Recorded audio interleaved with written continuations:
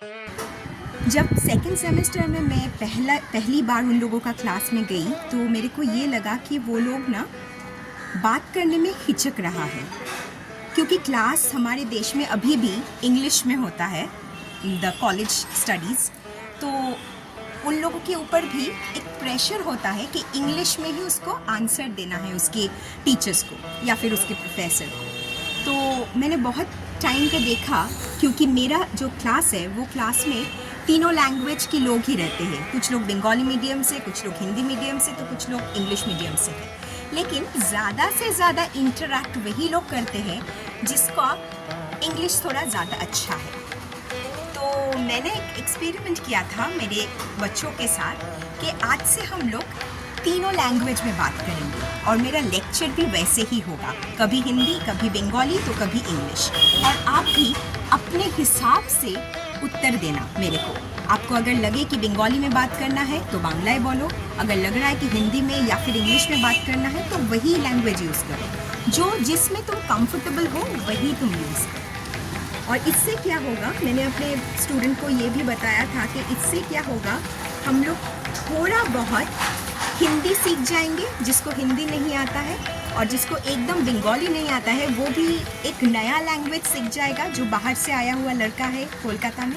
और जिसको इंग्लिश ठीक से नहीं आता है वो भी थोड़ा सा इंग्लिश सीख जाएगा। तो आज जब हम लोग 6th सेमेस्टर में हैं तो हम देख रहे हैं कि जो लड़का 3rd सेमेस्टर में या फिर 4th सेमेस्टर में सिर्फ और सिर्फ बंगाली में बात करता था, वो आज इंग्लिश में सेंटेंस बना रहा है और उत्तर भी दे रहा है प्योर हिंदी लैंग्वेज में। और जो लड़का पहले बोलता था मैं तो झारखंड से हूँ, मेरे को बंगाली नहीं आता है, उसको भी बंगाली आना लग गया। वो अभी बंगाली में बात भी कर सकता है, लेकिन शायद उतने अच्छे तरीके से नहीं, लेकिन बहुत बढ़िया से।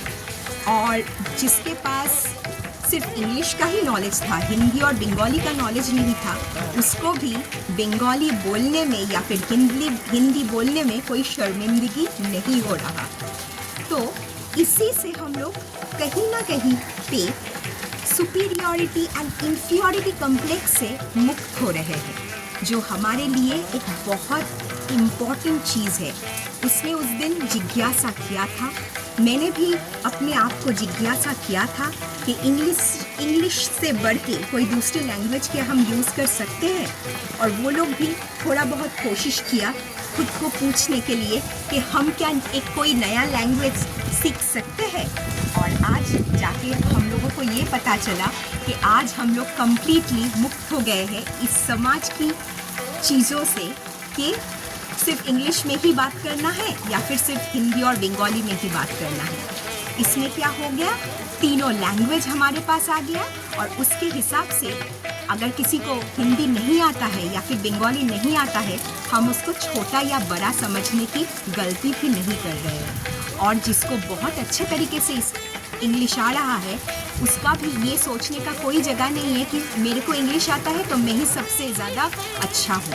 ऐसा नहीं है। हर लैंग्वेज, हर भाषा सबके लिए इम्पॉर्टेंट है। और अगर हम लोग एक साथ मिल के जिज्ञासा करें, क्वेश्चन करें खुद को और उसके आंसर तक पहुंचने की कोशिश करें, तो फाइनली विजडम हम लोगों को मिल भी जाता है और ये सारे कॉम्प्लेक्स से हम लोग बाहर आ सकते हैं, मुक्त चिंता कर सकते हैं। Thank you. जिज्ञासा करते रहिए, मैं भी कर रही हूँ, आप लोग भी करिए।